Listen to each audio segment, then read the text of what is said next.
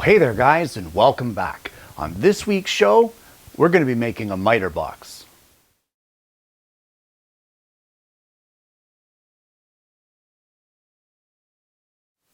Well, not too long ago here on the channel, I showcased what did Kenny get for his birthday. And one of the things I got was the Veritas miter box guides. And I said that I was going to feature that on a future episode of the show, and that's what we're going to do today. So let's head over to the bench and see what we need to do for this. So when making the miter box, you want to tailor it to a specific saw. So for me, I'm going to be tailoring it to my gent saw. Now, the first thing that you're going to need to do is you need to take some measurements of the saw that you're going to use for your miter box. Well, the first measurement that you're going to require will be the saw height, and that will be the measurement from the bottom of your teeth here to the underside of your spine of your saw. And when I measure mine is 1 5/8 of an inch. So we'll just mark that down here. So the saw height is 1 5/8 of an inch. We now need our saw length. And what that is it's a measurement from the tip of your saw here to where your teeth end back here. So I'll just take that measurement. And for me, that's 7 3/4 of an inch.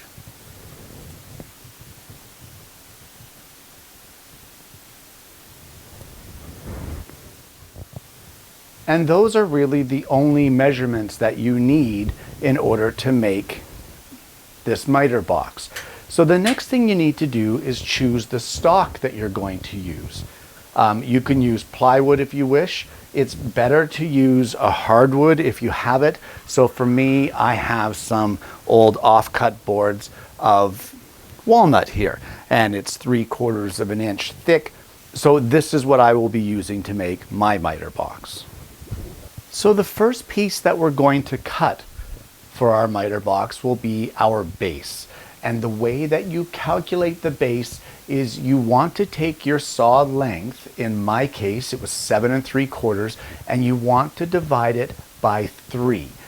Now that gives some kind of obscure measurement for me, but we're going to round it up kind of thing to make it 2 9/16 of an inch.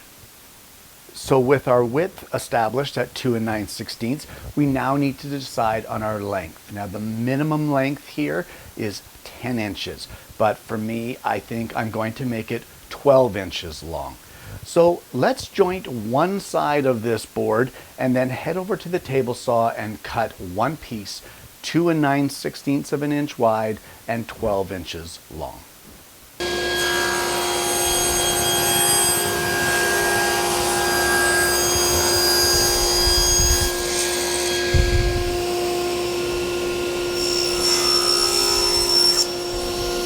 And there we have the base of our miter box. You now need to cut the side panels. And for that, again, you will take the measurements that you came up with for your saw height. So you now need to take your saw height measurement, which for me is 1 5/8 of an inch, and subtract 5/8 of an inch, which coincidentally is the height of one of our guides. And once you get that measurement, in my case now it will be 1 inch, we want to add the thickness of our base, which will be 3/4 of an inch in my case. So I need two pieces that are going to be 12 inches long. They're going to be 1 3/4 of an inch wide and 3/4 of an inch thick.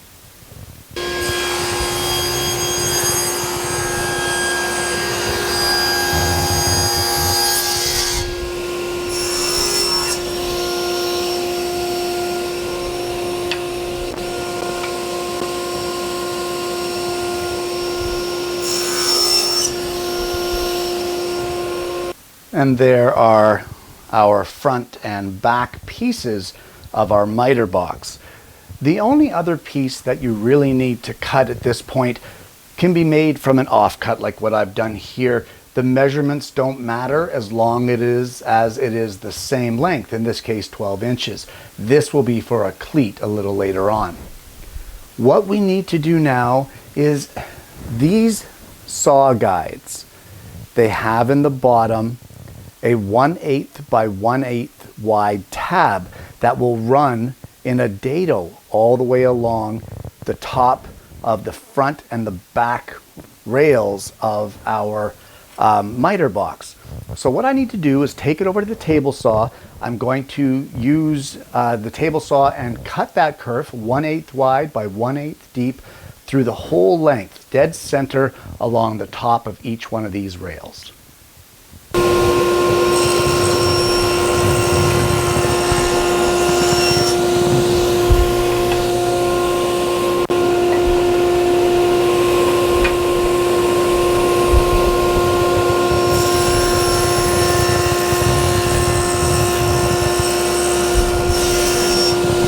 Well, now with all of our pieces ready to go, I'm just going to glue and screw this together as best I can. And once I get that done, we'll glue our cleat on there as well. Now, I don't think we need a video of me gluing and screwing this thing together, so I will see you when I get it done. Well, if you've been following along, you now should have something that looks like this. And truth be told, I changed my mind about screwing this thing together, and what I did instead was I glued it and then pinned it with 1/4-inch maple dowels. You know what? Screws are just fine. I just thought this looked a lot better. And I also attached our cleat here to the front. So now that we have this done, it's time to attach our guides for our saw. Well, to start off, we need to start installing one side of our angles. So I will place one in this top section here. That will be going along this way. And then on the bottom side here, let's get the right one. That's not the right one either. There we go. I will place this one, and that will be the left side of the guide for going this angle. And as well, at the end, I'm going to place one of my 90 degrees. Now I will be mounting mine 1.5 inches in from either edge of our miter box. So I'll just get this started, and then I'll get my ruler up there with my stop on it. And there we go, we'll hold it in place at 1.5. And we'll just screw that in.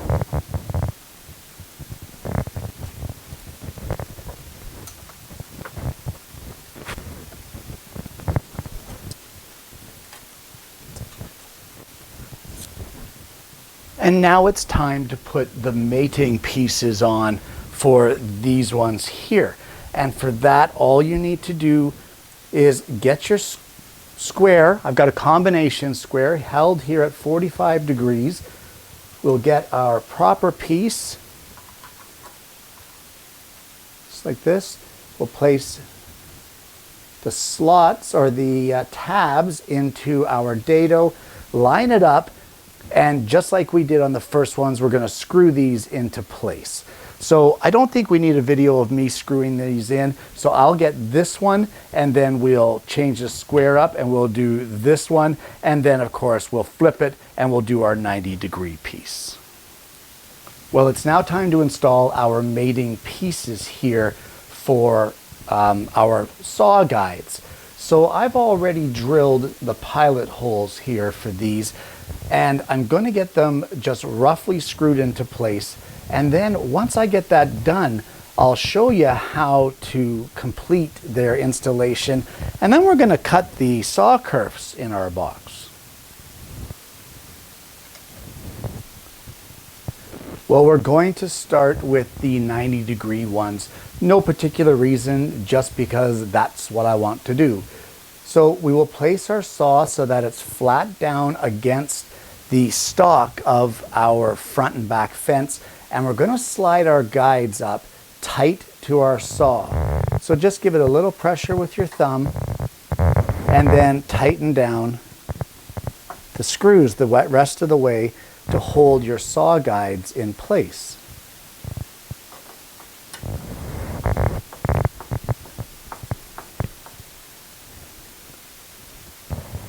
Now, something I want to point out here.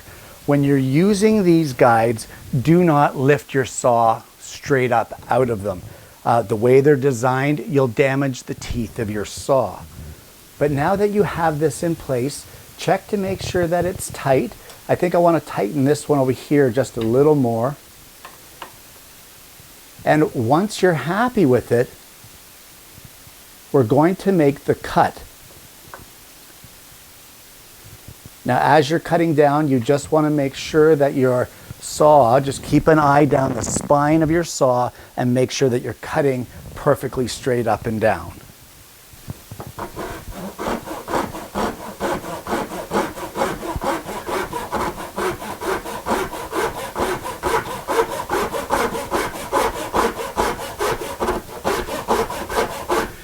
Now, what I'm going to do is I'm going to cut this down all the way until the guides or the saw spine here is riding on our guides, and that should just cut into our base just a little bit. Now remember, when you're done the cut, don't lift up, pull it straight out. So now with the 90-degree one completed, I'm going to do this 45 degree. So we will lay our saw in here. I've readjusted the camera just to give you a different perspective here of what's going on. So we're going to hold the saw, push tightly in. Let's use a screwdriver, not a pencil. Push tightly in on the guide, and then we will tighten the guide firmly down into the track. And then I will do the same thing up here with this one. Push it in tight. And then tighten it down. Now, once you've got that done, just like I did before, we will carefully cut our kerf.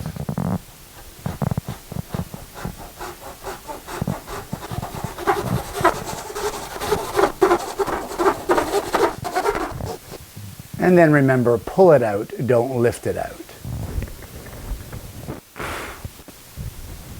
And there's that 45. So I'm going to do this last one in the same fashion, and then I'll see you when I get that done.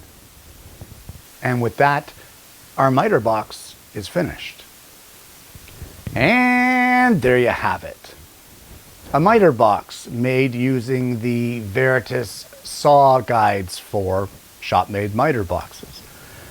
Guys, this project was dead simple, but really useful. When I first started, or when I first saw this product in the catalog, although I added it to my list because I wanted to try it, I kind of thought, I wonder what this is going to be like how good can it be? But I have to say, after using it, doing some test cuts, and building the miter box itself, these things are awesome. They go a long way to guiding your saw down straight and true in order to cut the slots and to continue cutting the slots. It prevents your saw from wobbling side to side, basically, and makes it a little easier to cut in the miter box that you've made. You just have to remember that the way that the slot is designed, or that the guides are designed, you cannot just drop your saw blade down into the miter slot. You have to slide it in, and it's because they're kind of like this. This is a major exaggeration, but there's room at the bottom for the saw kerf, and the top touches the blade to keep the saw running true.